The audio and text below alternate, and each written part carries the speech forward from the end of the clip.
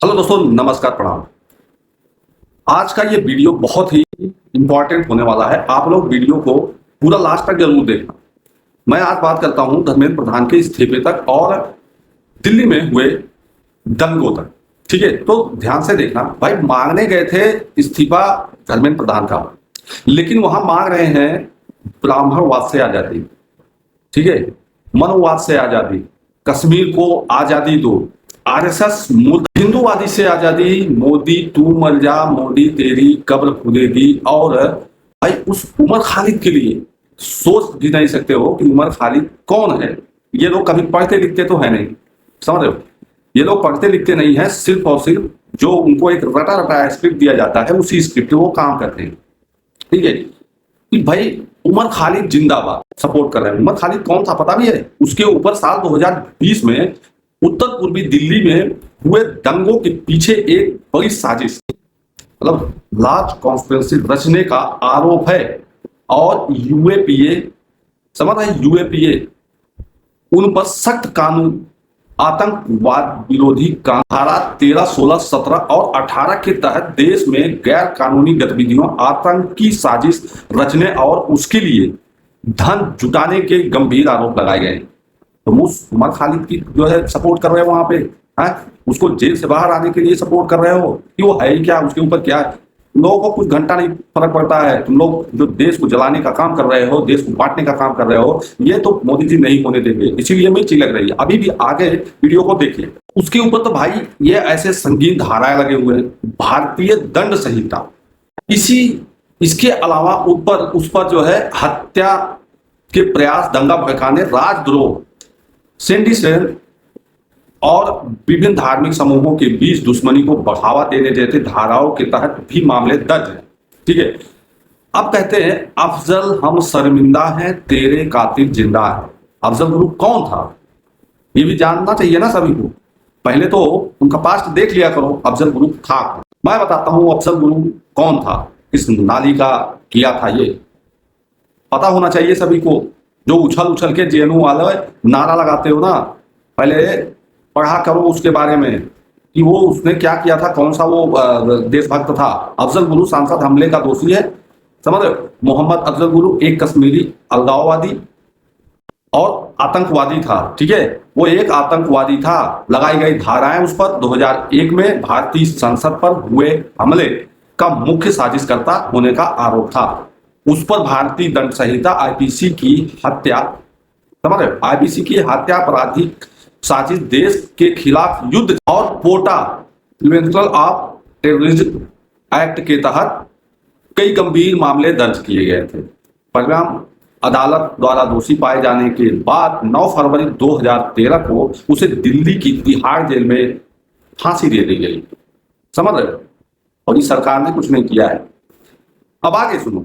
अब वहां पे क्या हो रहा है, जंतर मंतर प्रोटेस्ट में जो प्रोटेस्ट हो रहा था वहां पे अब जो है हिंदू देवी देवताओं को एक तरफ से जो है टारगेट किया गया है, पता है। जैसे देवी देवताओं का मजाक करना, उन पर आपत्तिजनक टिप्पणी करना। एक बहन का लौड़ा आता है जो है बोलता है कि सीता के पति का नाम ले लेकर विनीता के पति का काम कर रहे हैं ये लोग। कौन लोग है रे भंचोद, कौन लोग हैं? कुणाल कामरा, तेरी माँ की साला, तू साला सीजेपी का जो है जो दलाल बन के गया है वहां पे ना, तेरी तो ऐसी कुटाई हो जाएगी तो भविष्य में दिखेगा नहीं। ऐसा कॉमेडियन होगा कहीं और का, साला तेरे कुछ आता जाता नहीं है और तू जो है बकचोदी करके चला जाता है। हिंदुओं के देवी देवताओं के खिलाफ ऐसी आपत्तिजनक चीजें बोलता है ना? ये जो सीजेपी का राष्ट्रीय प्रवक्ता था, अभी तो निकाल दिया गया, विजेता दहिया, तेरी माँ की बहन का लौड़ा, साला ये बोलता है कि मैं प्रेमानंद महाराज को महाराज नहीं मानता, ये सब ढूंढी है। तुम मानो, तुम्हारी मर्जी भाई, हम तो मानते हैं, तू मत मान, तेरी बहन की, तू बोल मत साला, तू बोल मत। अब दिख मत जाइयो साले कहीं पे, कुटाई हो जाएगी तुम्हारी बहुत अच्छे से। ठीक है, नहीं मानते तुम मत मानो। तेरे से कौन बोलता है रे, तू मान होवे। और एक नीसू, ये छानभर की लौड़िया, ये नीली घास में नीले अंडे से अभी टूटी नहीं है ये। ठीक है, अभी ये नीले अंडे से टूटी नहीं कि अभी बोलती है कि मुझे हिंदू मत कहो। नहीं, मैं हिंदू नहीं हूँ, किसी भगवानों को नहीं मानती, किसी भी साधु संत को नहीं मानती। ये सभी साधु संतों को जो है ढोंगी बोलती है। ये सब ढोंगी है और क्या करते हैं। तो ये बिद्दी भर की लड़की को अब क्या बोले, इसके बाप का इलाज जो है सही तरीके से नहीं हुआ, समझ रहे, सही तरीके से हुआ नहीं। जो ये बाबा साहब को ही मानती है कि मैं बाबा साहब को मानती हूँ और किसी को नहीं मानती हूँ, बहुत बहुत सारे लोग इस ग्रुप में जुड़ जाते हैं। तो मान या ना मान, तेरे बाप का अगर समय पे ही सही इलाज हो गया होता तो इस तरीके से तेरे को ज्ञान नहीं देता वो। सबसे इंपॉर्टेंट चीज तो ये है कि ज्ञान जो दे रही है, अगर तेरे बाप का इलाज हुआ होता सही समय पे तो ये चीजें नहीं बोलती तू हिंदू धर्म के बारे में। ठीक है, आरक्षण देने के लिए तू हिंदू बनती है और मानने न मानने के लिए तू ऐसे सोशल मीडिया पे उनके सीधे बयान देती है। मैं इन सबको इतना जो है वो भी सीरियस भी नहीं लेता हूँ। चल तेरी लौंडिया की। अब देखो, जो ये प्रोटेस्ट की आड़ में तुम्हारे देश विरोधी नारे और हिंदू विरोधी नारे लगाने से और पार्लियामेंट के सामने तोड़ फोड़ पत्थरबाजी, दिल्ली पुलिस के ऊपर पत्थर मारने से या दिल्ली पुलिस को गाली दे, आगजनी के साथ साथ मतलब गाड़ी में आग लगा रहे भाई, सारी वीडियो है, फोटोज है, मतलब कि बस सोच नहीं सकते। ये पूरा दंगा करने के मूड में थे, कर लो। और पता है, ये देख रहे हो ना फोटो, फिंगरप्रिंट जो ब्यूरो वहां पे गई है टीम, पता है वो क्या कर रही है वहां पे? माला फूल अर्पित करने नहीं गई वो टीम गई है अब तुम लोगों की कब्र खोदने के लिए, समझ रहे हो? जब तुम्हारे घर पे एक नोटिस जाएगा और उसे देखोगे तो ये पता लग चलेगा कि तुम्हारे ऊपर तो एक केस फाइल हो गया है, वो भी भारत सरकार की तरफ से। अब क्या करोगे? अगर तुम एक स्टूडेंट होगे, तुम्हारी लाइफ तो ऐसे ही खत्म होनी है, तुमको एक चपरासी की भी नौकरी नहीं रखेगा और प्राइवेट में भी कोई अब नहीं रखता है नौकरी पे, ये बात ध्यान देना। तुमको कुछ भी नहीं होगा, तुम्हारा काम खत्म। केस तो फाइल होना ही है, सारे फिंगरप्रिंट ब्यूरो गई है वहां पे, तो सारे फिंगरप्रिंट, सारे एविडेंस वो कलेक्ट कर रही है, ठीक है। और सारे एविडेंस जिस दिन मिल जाएंगे, पता है सबको, सारी चीजें आधार से और इस फिंगर से और इस आई से कनेक्ट है। और जगह जगह पे वहां पे कैमरे लगे हुए थे और कितने हजारों लोग तो वीडियो ही बना रहे थे, ठीक है, सोशल मीडिया पे डाले हुए हैं, सबका वीडियो फोटो सब कुछ पड़ा हुआ है।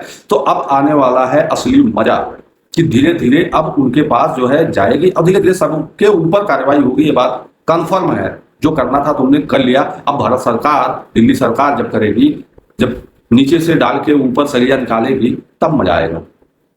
बाकी जितने भी इस प्रकरण में जो भी हुआ, जो लोग वीडियो देख रहे हैं, जो सच्चे होंगे, जो जानते हैं कि भाई क्या सही क्या गलत है, वो जरूर कमेंट में बताएंगे कि मैंने क्या गलत बोला।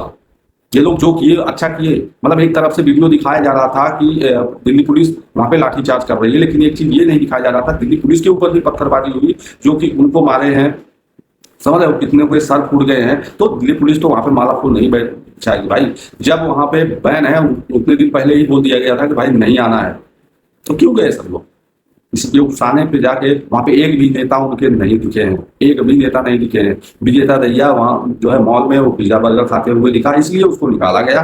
बात को समझते नहीं है तुम लोग, जो है उसके कहने इसके कहने पे चले जाते हो। और ये वहां पे गए कोई भी स्टूडेंट नहीं थे, स्टूडेंट देखो ये कर रहे हैं भाई, जो असली पास आउट हुए, नीट का पेपर दिए, एग्जाम दिए, ये देखो। तो सभी से हाथ जोड़ के उनकी है कि भाई सही तरीके से जो है करो, सब कुछ खत्म करो। अब इसमें कुछ फायदा है नहीं, ठीक है, नहीं तो केस फाइल होगा, जीवन खत्म।